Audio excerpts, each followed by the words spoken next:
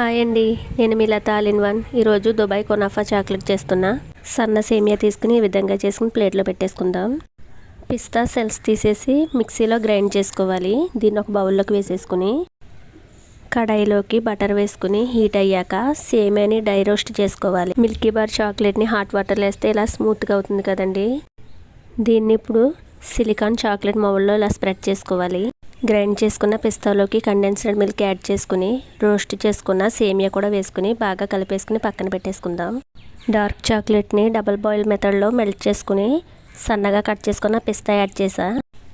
ఈ మౌల్డ్లోకి ఇప్పుడు చాక్లెట్ కూడా మెల్ట్ చేసుకున్నది వేసుకుని స్ప్రెడ్ చేసుకోవాలి. ఒకసారి ట్యాప్ చేసుకుని ఫ్రిడ్జ్లో 10 నిమిషాలు పెట్టుకోవాలి. తర్వాత ఈ విధంగా రెడీ అవుతుంది. ముందుగా రెడీ చేసుకున్న పిస్తా పేస్ట్ని కూడా ఈ మౌల్డ్ మొత్తం స్ప్రెడ్ చేసుకుందాం. ఈ చాక్లెట్ హిట్ అయిందా ఫ్లాప్ అయిందో నెక్స్ట్ వీడియోలో పోస్ట్ చేస్తాను. నా ఛానల్ని సబ్స్క్రైబ్ చేసుకోండి.